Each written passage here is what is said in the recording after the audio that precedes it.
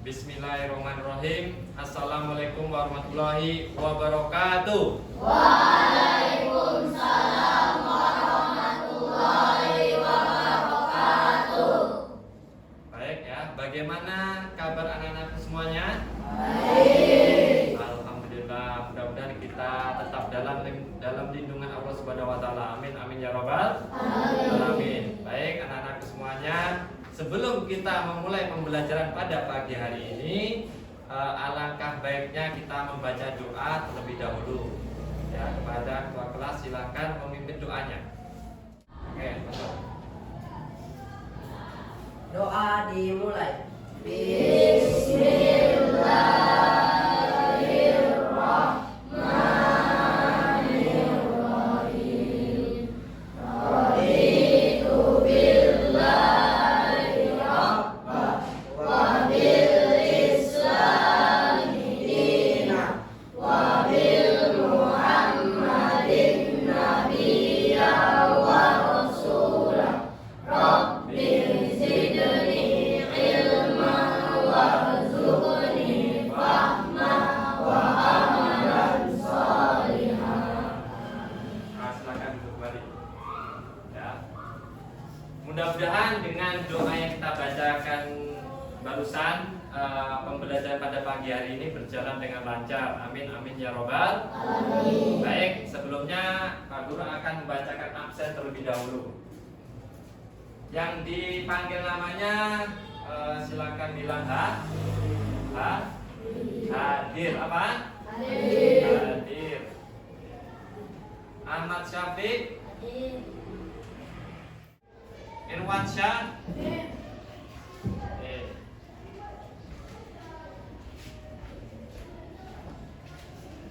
baik ya, perhatikan sini semuanya ya. Alhamdulillah ada beberapa siswa yang tidak hadir, mudah-mudahan untuk kedepannya bisa hadir ya. Coba perhatikan sini semuanya. Sebelum saya memulai pembelajaran pada pagi hari ini, Pak Guru akan memberitahukan beberapa tujuan pembelajaran yang kita pelajari pada pagi hari ini. Yang pertama ya, siswa setelah selesainya pembelajaran pada pagi hari ini, siswa bisa mendefinisikan pengertian Al-Quran.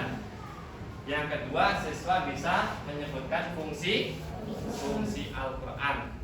Ya. Coba sebelum saya mulai, Pak Guru akan bertanya kepada kalian. Ya. Siapa di sini yang pengen masuk surga? Katakannya. Alhamdulillah, semuanya pengen masuk surga. Pak Guru juga pengen masuk surga ya. Coba diturunkan tangannya. Nah, jadi ada satu pertanyaan kepada Ananda semuanya ya, nanti yang saya tunjuk menjawab ya. Amalan-amalan apa saja yang bisa membawa kita ke surganya Allah Subhanahu wa taala? Menunaikan salat. Kamu membaca Al-Quran. Kamu rajin bersedekah. Kamu apa? Rajin baca Al-Quran, berdoa. Alhamdulillah. Jawabannya sangat-sangat bagus semuanya ya. Jadi amalan-amalan yang disebutkan tadi bisa kita membawa ke surganya Allah Subhanahu wa taala. Akan tetapi tadi ada satu jawaban yang ada kaitannya dengan pembelajaran kita pada pagi hari ini, yaitu membaca Al-Quran. Ya, membaca apa? Membaca Al-Quran ya. Jadi perhatikan sini semuanya ya. Pada pembelajaran pada pagi hari ini kita akan membahas yang namanya pengertian Al-Quran dan fungsi apa? Fungsi Al-Quran ya. Baik, perhatikan sini semuanya. Nanti akan saya jelaskan mekanismenya ya tentang pembelajaran pada pagi hari ini. Yang pertama, Ananda semuanya nanti akan Bapak buat kelompok, di mana satu kelompok ada 5 orang. Ya, satu kelompok berapa? Berapa? 5 orang ya. Nanti akan mendiskusikan kaitannya dengan pembelajaran pada pagi hari ini. Ya. Nanti akan juga Bapak tampilkan video sebagai bahan dan juga dari referensi buku dan juga pengetahuan kalian. Kalian keluarkan semuanya ketika diskusi nanti. Ya, paham semuanya? Paham? Oke, sekarang silakan membentuk kelompoknya masing-masing. Silakan.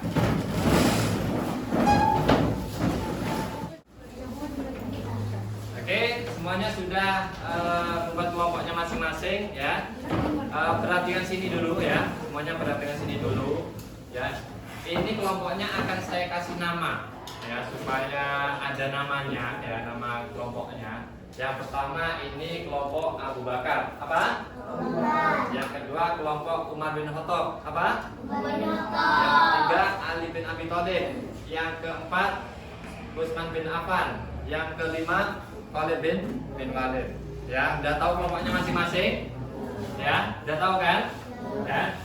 Ini ada lembar yang mau saya bagikan ke kalian. Ya, di sini nanti didiskusikan. Ya, coba saya bagikan dulu. Ini. Sudah semuanya kan? Oke. Coba perhatikan sini sebelum mendiskusikan materi yang mau saya sampaikan nanti. Coba kita simak dulu video yang saya mau tampilkan di layar.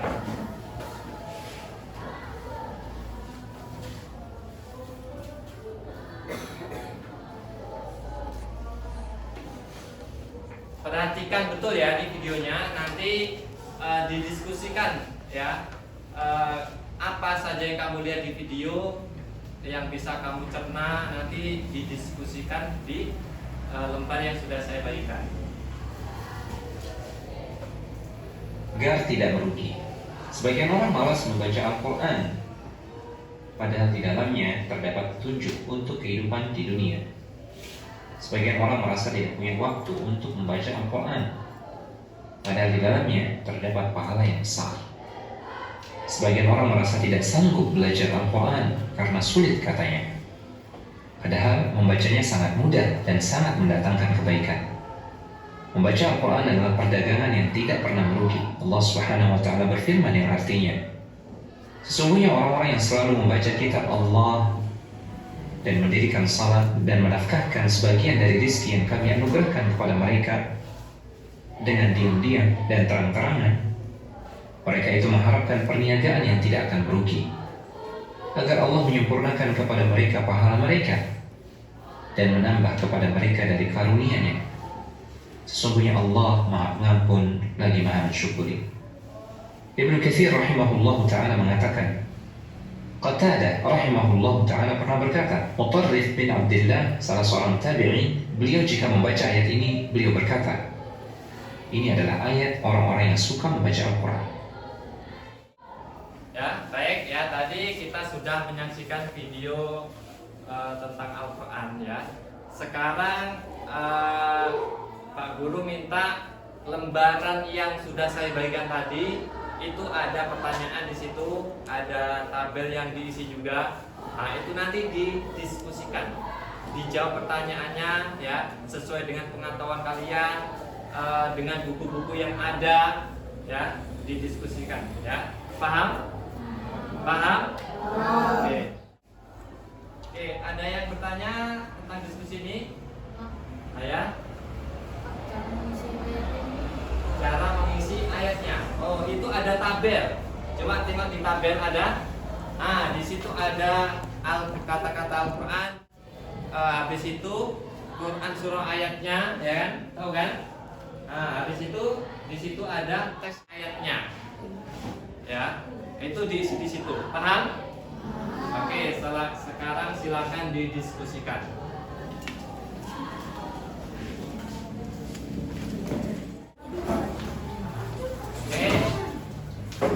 Saya kira cukup diskusinya. Sekarang perhatikan sini ya, nanti akan maju beberapa kelompok dari kalian, satu orang ya, ketuanya untuk membacakan hasil diskusi. Ya, paham? Oke, untuk kelompok apa ini? Ali bin Abi Thalib maju. Silakan. Assalamualaikum warahmatullahi wabarakatuh. Waalaikumsalam warahmatullahi wabarakatuh. Kami dari kelompok Ali bin Abi Thalib akan menyampaikan hasil diskusi kami. Teks ayatnya, afala yatadabbarunal Qur'an. Quran surah Nisa ayat 82. Alladzi unzila fihil Qur'an. Al-Baqarah ayat 185. Pengertian Al-Quran dapat dilihat dari dua aspek, yakni aspek bahasa dan istilah. Satu, bahasa. Al-Quran ditinjau dari segi bahasa adalah qara'a yaqra'u, Qur'anan, yang artinya bacaan. Dua, istilah. Al-Quran adalah firman Allah yang menjadi mukjizat yang diturunkan kepada Nabi Muhammad SAW. Satu, fungsi Al-Quran. Fungsi Al-Quran secara umum yaitu sebagai petunjuk, pedoman bagi orang Muslim, sebagai penutup kitab-kitab sebelumnya, sebagai pembeda antara hak dan batil. Dah, cukup itu saja hasil diskusi dari kelompok kami. Assalamualaikum warahmatullahi wabarakatuh. Waalaikumsalam. Tepuk tangannya. Bagus ya. Selanjutnya kelompok Khalid bin Walid maju. Ya, fungsi Al-Quran sebagai bentuk A. Merupakan petunjuk bagi umat muslim. B. Membedakan mana yang benar dan yang salah. C. Merupakan hukum Islam yang utama. Begitu saja dari kelompok Khalid bin Walid. Assalamualaikum warahmatullahi wabarakatuh. Waalaikumsalam warahmatullahi wabarakatuh. Tangannya. Ya. Perhatikan sini ya, diskusinya sudah selesai dan penyampaiannya setiap ketua kelompok juga sudah disampaikan dan isinya sangat-sangat bagus ya. Cuma nanti akan diperbaiki lagi masalah mencari ayat Al-Quran yang ada di dalam Al-Quran ya. Coba perhatikan sini semuanya ya. Pak Guru akan menyampaikan materi kita pada pembelajaran pada pagi hari ini ya. Kesimpulannya yaitu kesimpulan pada pembelajaran pagi hari ini yang pertama tentang pengertian Al-Quran dari segi bahasa adalah berasal dari kata qara'a yaqra'u Qur'anan yang artinya bacaan. Sedangkan menurut istilah adalah Al-Quran adalah kalamullah ya, yang menjadi mukjizat yang diturunkan kepada Nabi Muhammad SAW secara berangsur-angsur melalui malaikat Jibril dan dinilai sebagai ibadah bagi yang membacanya. Sedangkan fungsi Al-Quran yang pertama yaitu sebagai petunjuk atau pedoman hidup. Selanjutnya sebagai pengontrol atau pengoreksi terhadap ajaran-ajaran yang masa lalu seperti Taurat, Zabur dan Injil ya. Yang ketiga yaitu sebagai pembeda antara hak dan yang batil ya. Itulah kesimpulan pembelajaran pada pagi hari ini. Baik semuanya, perhatikan sini semuanya ya. Hasil diskusinya coba dikumpulkan terlebih dahulu ya. Baik anak-anakku semuanya, sebelum saya mengakhiri, ada pertanyaan? Ada yang mau bertanya? Saya sering mendengarkan bacaan Al-Quran, tapi saya jarang membacanya. Itu termasuk hukumnya? Oh bagus ya, pertanyaan yang sangat bagus. Siapa namanya Nanda? Dafa ya, menanyakan tentang dia cuma mendengarkan saja, dia jarang baca. Jadi bagaimana dong hukumnya? Nah, hukumnya yaitu membaca Al-Quran sama mendengarkan sama-sama mendapatkan pahala. Tapi ada hadis yang mengatakan ya, Rasulullah bersabda, Iqra'u Quran fa'innahu ya'ti yaumal qiyamah syafi'an li ashabihi, yang artinya bacalah Al-Quran Ya, karena sesungguhnya akan datang ketika hari kiamat nanti sebagai penolong bagi siapa yang membacanya. Ya, itu bukan kata-kata saya, tapi kata-kata Rasulullah. Ya, jadi alangkah baiknya kalau kita membaca Al-Quran, jangan cuma mendengarkan saja. Ya, mendengarkan bagus, membaca lebih bagus. Ya, jadi semuanya dipraktekkan. Ya, paham semuanya? Ya. Oke, perhatian sini ya.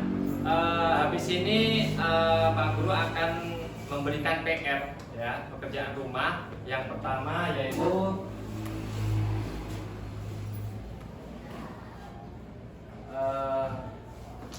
dalam satu minggu ini berapa ayat yang kalian baca di rumah? Ya, berapa ayat ya? Ya, berapa ayat setiap harinya, berapa ayat nanti dikalkulasikan seminggu itu berapa ayat? Itu yang pertama, yaitu tugas mandiri ya, jadi per orang. Yang kedua yaitu membuat resume ya, membuat apa? Membuat resume tentang pengertian Al-Quran dan fungsi Al-Quran ya. Jadi kelompok-kelompok tadi nanti di rumah membuat kelompok mendiskusikan kembali tentang pengertian dan fungsi Al-Quran ya, itu tugasnya. Ada tugas mandiri sama tugas kelompok. Paham semuanya? Ya. Ya, mungkin itu saja pembelajaran pada pagi hari ini ya.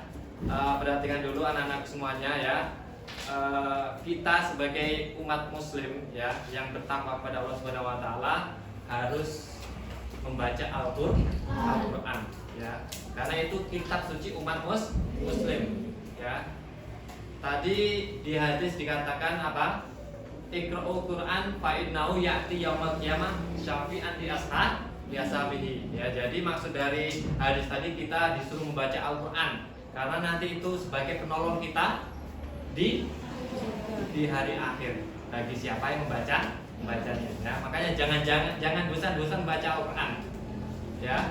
Tetap semangat dalam belajar, jangan pernah putus asa ya. Dimanapun berada harus tetap belajar ya. Itu aja dari Pak Guru.